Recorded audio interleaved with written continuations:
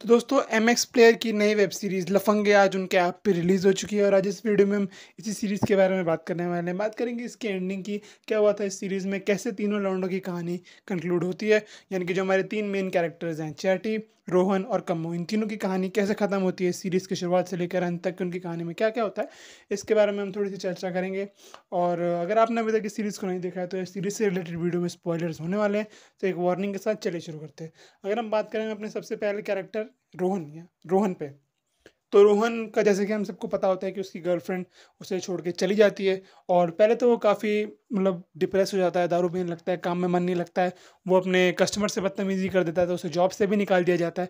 फिर एक दिन उसका भाई उसके रेंट वाले घर पे आता है, वो उसके लोन के बारे में उसे पता चलता है, उसके बारे में कन्फ्रंटेशन होती है। अपनी भाभी से वो थोड़ी बातें करता है कि यार मैं सब कुछ करने के लिए तैयार हूँ इशिता के लिए। फिर उसकी भाभी भी उसे थोड़ा समझाने की कोशिश करती है। फिर उसके बाद जो है धीरे-धीरे करके वो अपनी लाइफ़ को जो है ट्रैक पे लाने की कोशिश करता है, एक रिस्पॉन्सिबल आदमी बनने की कोशिश करता है। अपनी जिस जगह पे वो जॉब करता था वहाँ पे जाता है, अपने मैनेजर को जो है रिक्वेस्ट करता है कि एक मुझे लास्ट मौका दे दो। उसका मैनेजर उसे लास्ट मौका देता है और वो एक लास्ट रिज़ॉर्ट वाला लैपटॉप जो है सेल करके भी दिखा देता है एक बाप को, एक बच्चे के लिए। तो उसका मैनेजर जो है उसे उसकी जॉब पे वापस रख लेता है और वो एक धीरे-धीरे एक बेटर इंसान बनने की कोशिश करता है। लेकिन एक दिन एक रैंडम दोपहर को ही मैं कह सकता हूँ, शायद वीकेंड छुट्टी का दिन होगा, उसके घर पे वो काम कर रहा होता है अकेला और एक बेल बजती है, जहाँ पे जब वो दरवाज़ा जाके खोलता है तो सामने इशिता खड़ी होती है। और इशिता जो है अपना एक पार्सल लेने आई होती है और साथ ही साथ वो उसके साथ बैठती है और उनके साथ थोड़ी देर थोड़ी उनके बीच में बातें होती हैं। और इशिता को बैंगलोर में जॉब मिल जाती है, वो वहाँ पे जा रही होती है। फिर उसके बाद वो इशिता जब जाने लगती है तो वो रोहन के टेबल पे कुछ चेक रख जाती है। और वो जब रोहन देखता है तो वो फटाफट बाहर जाके इशिता को कन्फ्रंट करता है कि देख, इस पैसे को मैं नहीं ले सकता। और इशिता बोलती है देख, मैं ऐसे ही चली गई थी छोड़ के, सारा फाइनेंशियल बर्डन तेरे पास आ गया है, अब ये पैसा रख ले, मुझे बहुत गिल्ट हो रहा है चीज़ों का। अब लोग भी यही कहने लगे हैं कि मैंने तुझे यूज़ किया, जब तक मुझे तेरी ज़रूरत थी मैं तेरे साथ थी, उसके बाद अब मैं एक गोल्ड डिगर बन गई हूँ। तो रोहन उसे समझाता है देख, पैसा लाइफ में बहुत ज़रूरी है, तूने मुझे यूज़ नहीं किया, तूने अपने सपनों को चूज़ किया है और तुझे पैसा चाहिए था, मेरे पास नहीं था, तेरे सपने कुछ और थे, मेरी लाइफ अलग चल रही थी। और एक बात तो घर से मैं अलग रह के समझ गया हूँ कि भाई पैसा शायद सब कुछ नहीं होता है, लेकिन अगर पैसा ना हो तो कुछ ठीक भी नहीं हो पाता है। तो भाई ये लाइन मुझे काफ़ी हार्ड हिटिंग लगी, काफ़ी अच्छी लाइन थी। जिसने भी इसके डायलॉग्स लिखे हैं उसने काफ़ी काफ़ी बढ़िया लाइन लिखी है और काफ़ी अच्छा लगा मुझे इस लाइन को सुन के। हार्ड हिटिंग लाइन थी, आपको कुछ सोचने पर मजबूर करती है ये लाइन।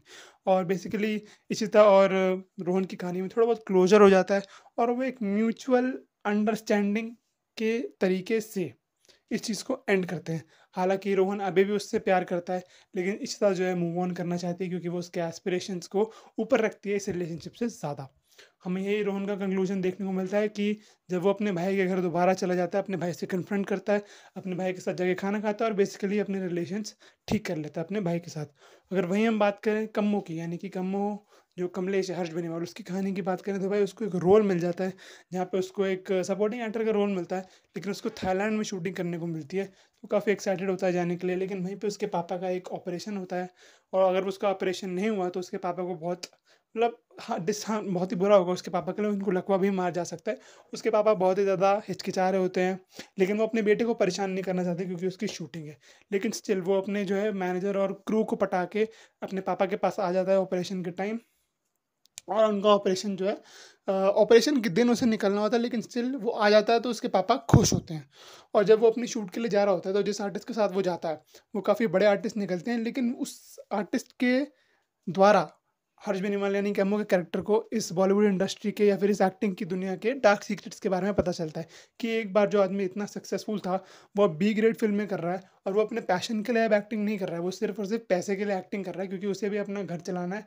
और जैसे ही पिक्चर से उसका घर चलेगा वो वैसी पिक्चरें करेगा। तो कम्मो के कैरेक्टर को भी एक हार्ड हिटिंग रियलिटी होती है कि भाई हर कोई सिर्फ पैशन के लिए ये सब नहीं कर सकता। अगर बात घर चलाने पे आए तो आपको अपनी इज्जत से गिर के भी काम करना पड़ेगा। और कम्मो जो है डिसाइड करता है कि भाई वो इस एक्टिंग के प्रोफेशन को छोड़ देगा और वो अपने पापा के पास आ जाता है और अपने पापा के साथ ही अब रहने लगता है।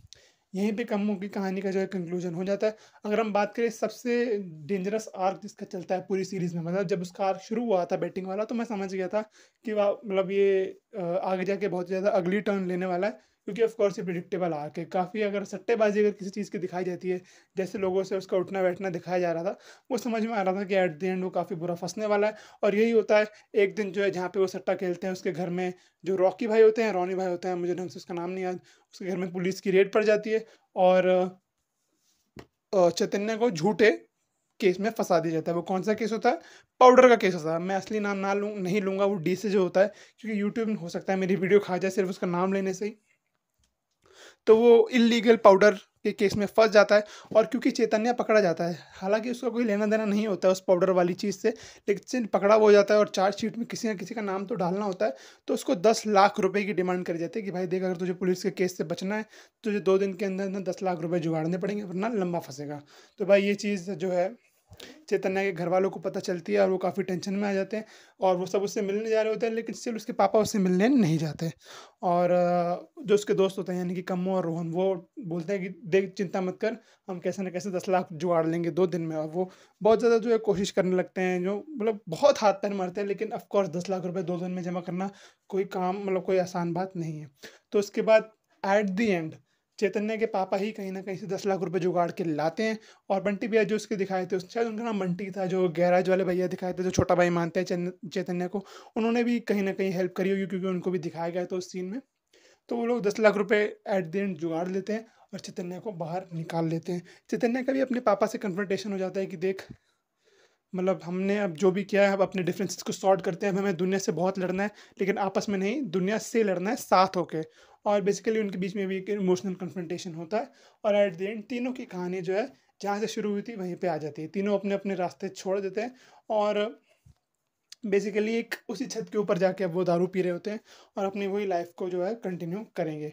बाकी एक kind of full circle complete होता है उनकी लाइफ का कि वो जहाँ से शुरू करते हैं, बहुत अप्स एंड डाउन्स देखते हैं अपनी लाइफ में और वहीं आके फिर उनकी लाइफ खड़ी हो जाती है।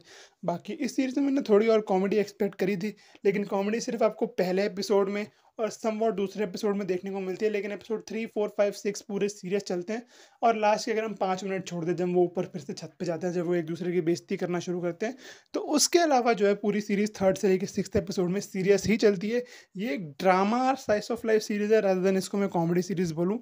तो कुछ सीरियस ट्राई किया है उन लोगों ने। ठीक है, कहीं-कहीं पे थोड़ा ज़्यादा ड्रामेटिक हो जाता है, बट ओवरऑल एक अच्छी सीरीज़ बनाई है एमएक्स प्लेयर ने।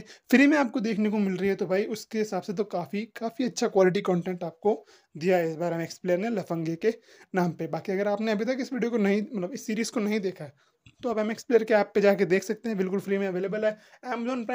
अमेज़न शॉपिंग ऐप अगर आपके पास है, तो भी उसमें एमएक्स प्लेयर का ऑप्शन आने लगा है, अब तो वहाँ जाके भी देख सकते हैं। तो अगर आपको अच्छी लगी ये सीरीज़ तो मुझे कमेंट में ज़रूर बताना, वीडियो कैसी लगी कमेंट में ज़रूर बताना। मैं मिलूँगा किसी और वीडियो में किसी और टॉपिक के साथ, तब तक के लिए like, share, subscribe. Thanks for watching.